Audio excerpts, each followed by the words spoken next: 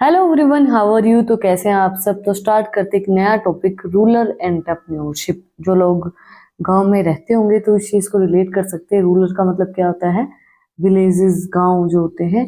Entrepreneurship का मतलब क्या होता है, कोई भी स्टार्टअप, कोई भी बिजनेस, इसके अंदर रिस्क उठाते हैं एक बिजनेस को स्टार्ट करने के लिए।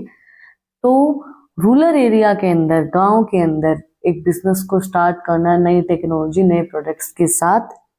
Rural entrepreneurship is the creation of a new organization that introduce a new product, service, or create a new market or utilize a new technology in a rural area. Rural entrepreneurship का मतलब क्या होता है, create करना एक नई organisation को नए प्रोडक्ट्स के साथ, नई टेक्नोलॉजी के साथ रूरल एरियाज के अंदर। Rural entrepreneurship can simply be defined as entrepreneurship emerging in rural area. वही चीज है, रूरल एंटरप्रेन्योरशिप का मतलब क्या होता है भाई, रूरल एरिया के अंदर रूरल हम एक एंटरप्रेन्योरशिप को स्टार्ट करें, उसको हम रूरल एंटरप्रेन्योरशिप बोलते हैं। अगर हम दूसरे शब्दों में कहें तो सिंपल सी बात है, रूरल एंटरप्रेन्योरशिप का मतलब क्या होगा कि एक एंटरप्रेन्योरशिप को क्रिएट करना रूरल एरियाज के अंदर, वही चीज है रूरल एंटरप्रेन्योरशिप का, यही मतलब होता है। अब बात आती है types of rural entrepreneurship. Individual, group, cluster formations and cooperative. चार टाइप के हमारे रूरल एंटरप्रेन्योरशिप के टाइप होते हैं। सिंपली अगर हम इनकी एक्सप्लेनेशन ना भी पढ़े तो भी आप लोग इसका एक्सप्लेन कर सकते हैं। किस तरीके से, इंडिविजुअल की बात है, मतलब एक सिंगल ओनर होगा उस रूरल, जो भी हमने एंटरप्रेन्योरशिप बनाई उसका सिंगल ओनर होगा, इंडिविजुअल उसको रन कर रहे हैं। ग्रुप की बात है तो मतलब बहुत से लोग मिलके उस एंटरप्रेन्योरशिप को चला रहे हैं। क्लस्टर की बात है तो कुछ फॉर्मल लोग, कुछ इनफॉर्मल लोग मिलके उस बिजनेस को चला रहे हैं, उस एंटरप्रेन्योरशिप को चला रहे हैं। फिर कोऑपरेटिव की बात है तो इसके अंदर क्या आएगा कि कोऑपरेट वे में, जैसे वॉलंटियर्स हो गए, बहुत से लोग कोऑपरेट करके एक साथ मिलके अपने बिजनेस को, एंटरप्रेन्योरशिप को रन कर रहे हैं। तो ये हमारे चार टाइप्स हैं, individual, group, cluster and cooperative, sorry. तो इनके अंदर हम इनको थोड़ा सा और एक्सप्लेन करते हैं। First was individual entrepreneurship. It is the type of entrepreneurship where the single entrepreneur is the owner of the sole proprietor. The entrepreneurship bears the whole risk and is solely responsible for the business decision.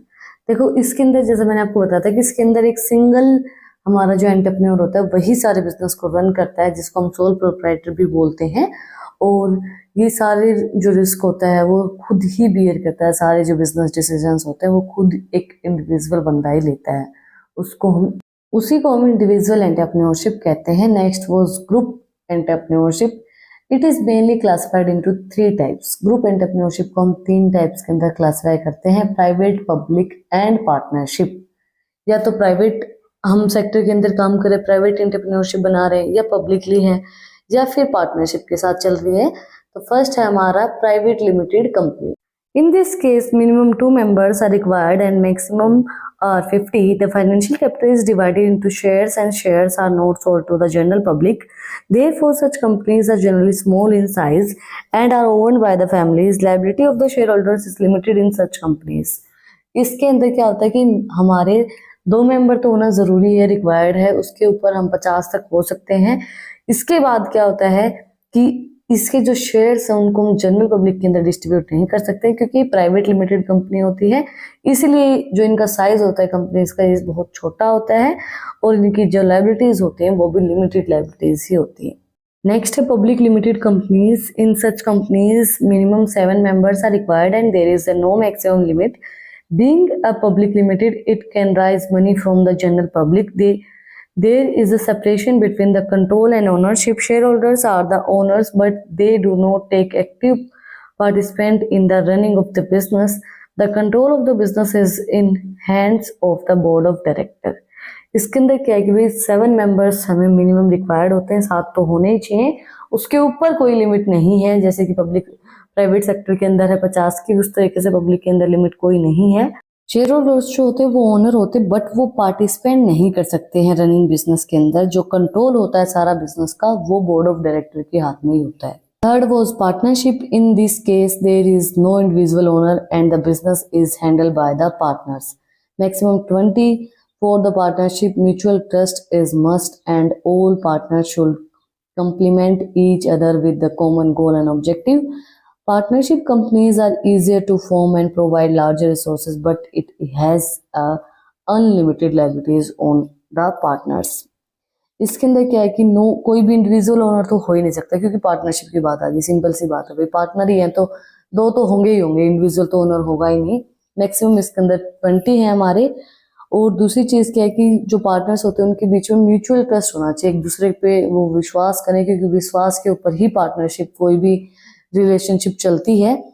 Partnership वैसे तो बहुत easy होती है, but क्या है कि partners की कोई लिमिटेड लायबिलिटीज नहीं होती हैं उनके, मतलब वो इजी है करना पार्टनरशिप, बट उनकी कोई लिमिटेड लायबिलिटीज नहीं होती कि उनको खर्चा कितना करना है, तो वो चीज इसके अंदर होती है।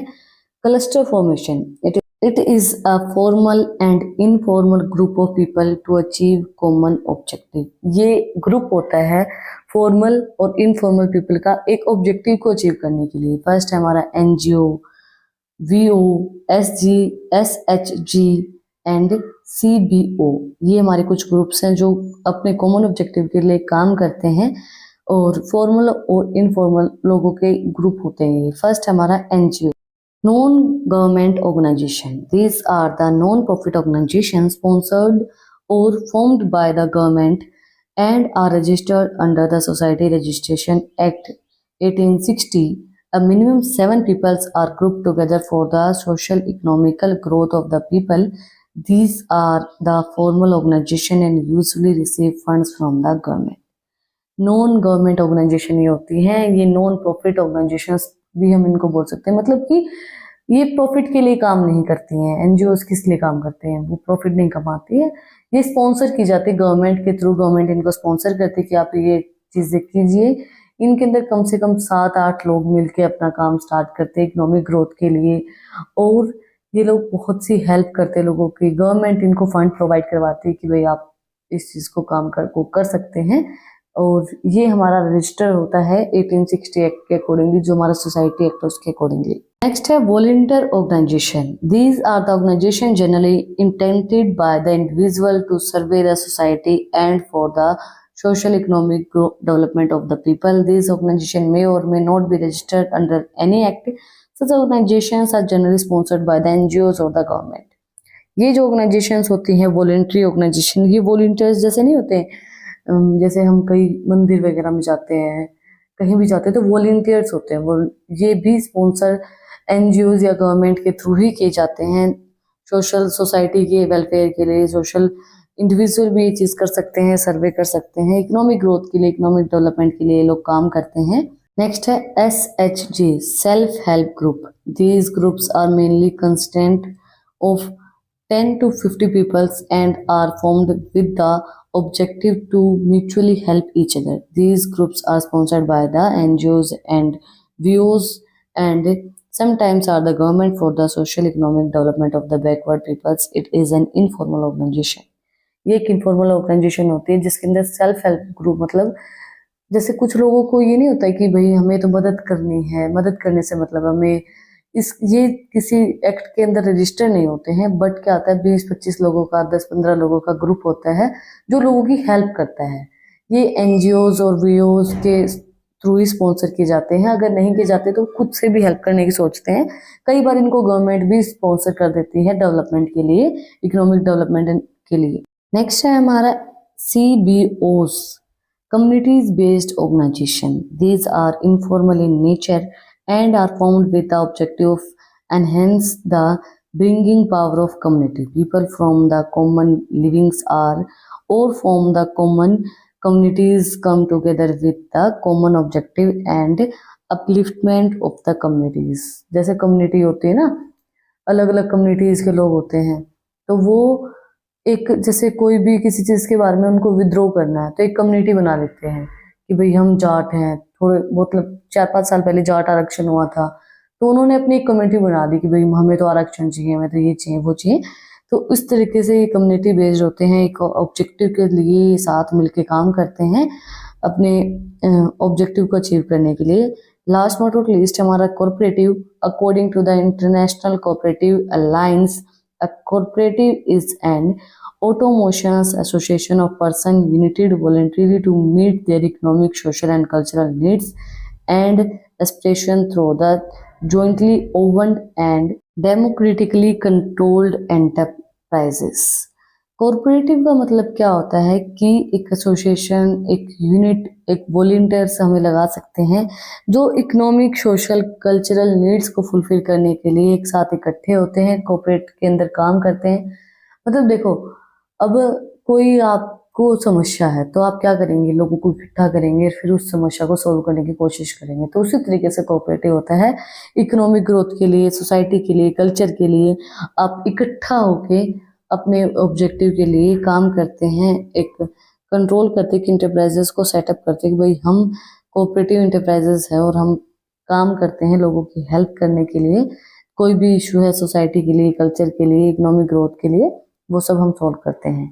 तो आज हमने स्टडी किया कि रूरल एंटरप्रेन्योरशिप का मतलब क्या होता है। रूरल एरिया के अंदर नई टेक्नोलॉजी के साथ नए प्रोडक्ट्स को डेवलप करना, उसको हम रूरल एंटरप्रेन्योरशिप बोलते हैं। ये हमारा 4 टाइप का होता है। ग्रुप के अंदर होता है वो, जैसे प्राइवेट लिमिटेड हो गया, पार्टनरशिप हो गया, या फिर पब्लिक लिमिटेड हो गया। फिर इंडिविजुअली होता है, इंडिविजुअल ओनर होता है, पार्टनरशिप के साथ होता है, कोऑपरेटिव होता है। अगर आपको आज वीडियो पसंद आई तो आप लोग को पता ही क्या करना है, कमेंट सेक्शन में मुझे बताना है कि आपको वीडियो कैसी लगी।